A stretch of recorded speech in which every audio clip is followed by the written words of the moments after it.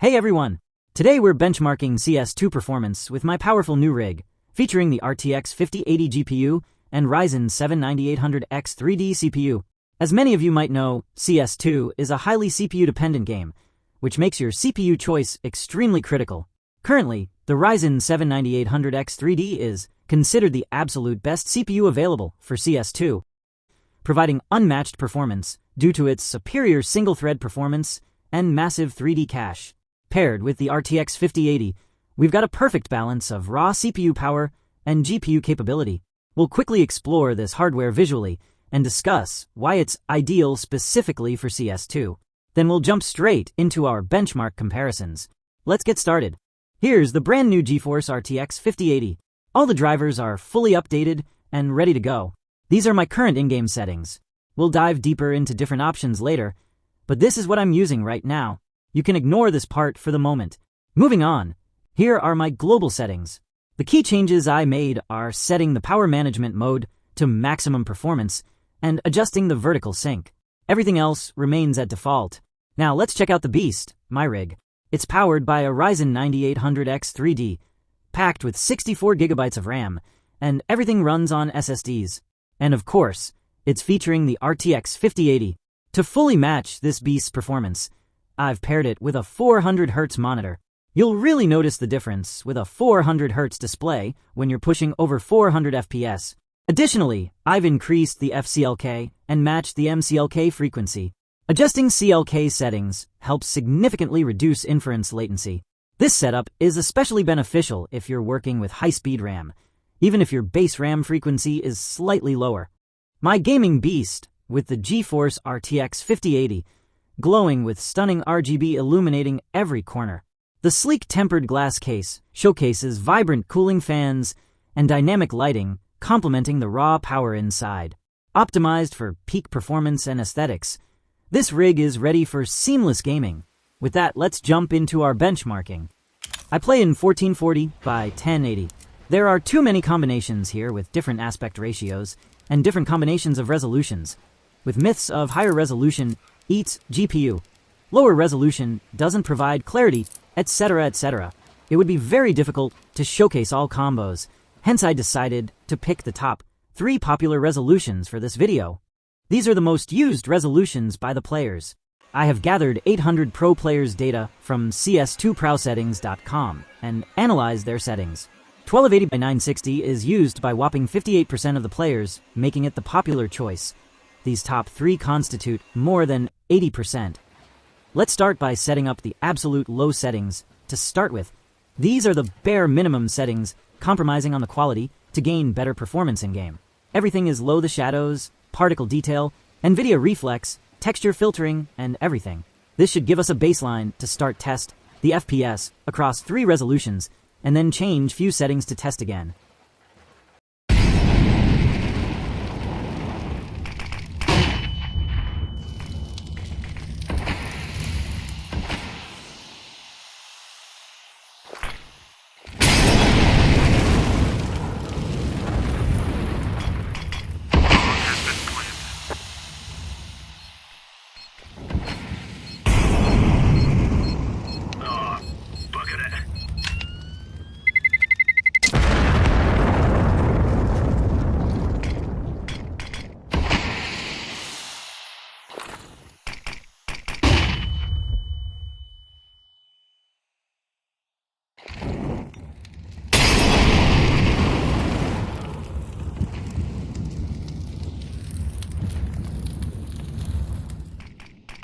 As expected, lower resolutions give slightly higher FPS, but the difference is minimal.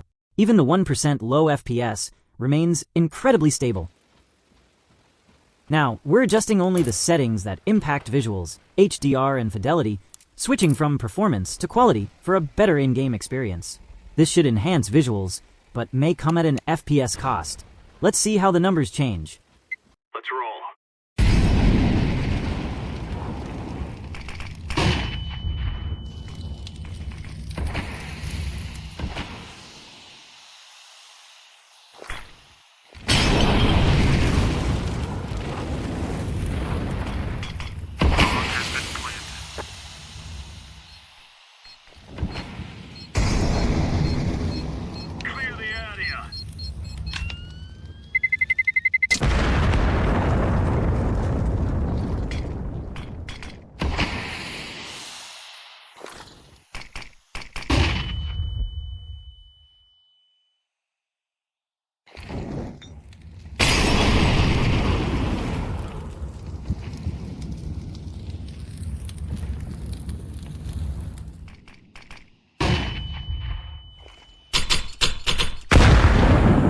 There's only about 2 to 3% dip, not bad. GPU is taking the work of giving better visuals. Now that the visuals are tested, let's add the shadows to this experiment. High is recommended for the global shadows, but I prefer very high to get competitive advantage, especially in maps like Ancient. Given its RTX 5080, we can test very high. Let's roll.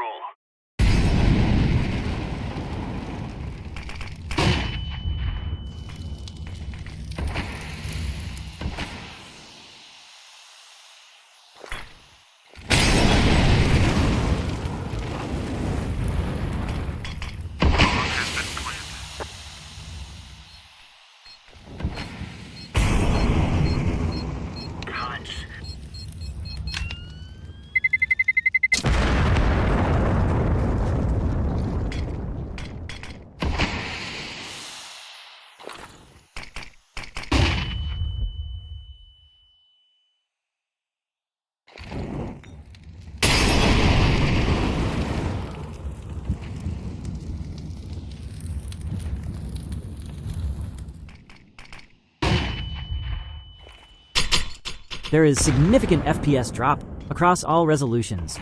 Adjusting it to high or medium can help minimize the impact. Now that the visuals and shadows are tested, next is the smoothness. Rest all you can ignore, actually. While they are important if you want everything high, but not much needed, you can keep them as low. The anti-aliasing is going to hamper. If we need smoothness, I prefer smooth edges. So I play in this, but it's up to you. If you look at the image closely, all the edges are smooth and look very clean while playing. You can try changing to any number accordingly, but the recommended is 4x. Let's roll.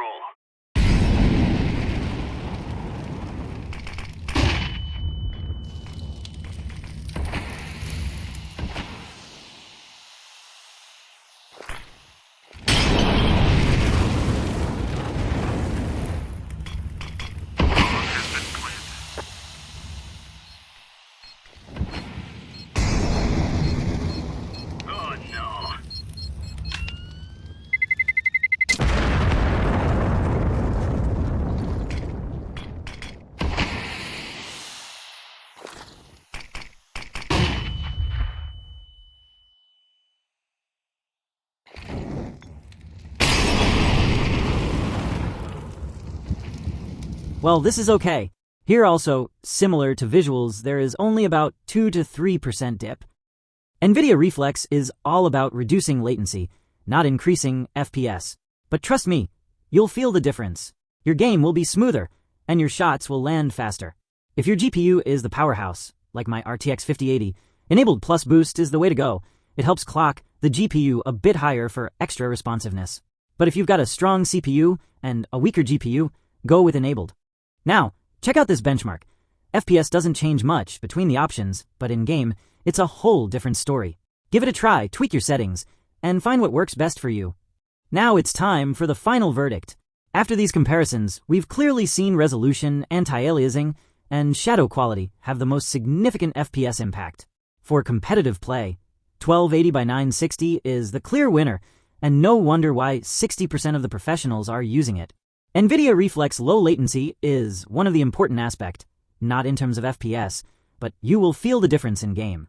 Depending on your GPU, try going for enabled plus boost. You will soon see the difference.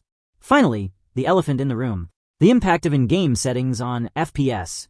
For an ultra-low base setup, where everything is bare minimum, we got 874.2 average FPS on this resolution.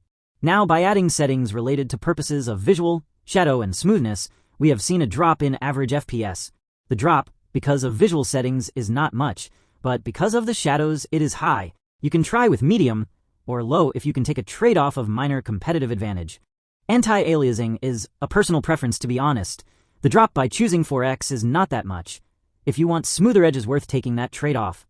If you are on a low-end PC, you should stick to none. My recommendation for the ranked matches: keep the contrast disabled, VSync disabled, use boost for better responsiveness, and then rest all keep low or medium to get an advantage on latency. It's important to take a trade-off on visual appeal to gain performance. If you are on a casual or deathmatch, or just want to enjoy the game, try increasing these to high. I have added samples of a ranked match FPS here. As you can see, the average FPS and 1% lows are excellent with the recommended settings, delivering buttery smooth performance. This kind of hardware gives you a serious competitive advantage, allowing for ultra-responsive gameplay. I'll make a separate video covering FPS performance in different scenarios, casual, deathmatch, community servers, and various maps, so stay tuned for that. The Ryzen 7 9800X 3D is currently the best CPU for CS2, thanks to its industry-leading 3D Vcache technology and single-thread performance, which is crucial for a CPU-bound game like CS2. For your CPUs and these in-game settings of visual, shadow, and smoothness, apply similar percentage drop-offs from base, and you will know the trade-off. Comment how much FPS you get by calculating like this. And to be honest, you don't even need an RTX 5080 for great CS2 performance. The 9800X 3D is so powerful that even with a mid-tier GPU, you can still get incredible FPS. But if you pair it with a high-end GPU like the 5080, you unlock the full potential of your setup, ensuring peak performance in every scenario. That's all for today's benchmark, folks. I hope this unique split-screen comparison helps you optimize your CS2 gameplay. Instead of just running a generic benchmark in the background, I wanted to present a more realistic and pragmatic perspective, what truly matters during actual gameplay. If you're serious about CS2 performance, investing in the right CPU and GPU combo makes all the difference. Share your setups and experiences below, subscribe for more detailed benchmarks, and I'll see you in the next video.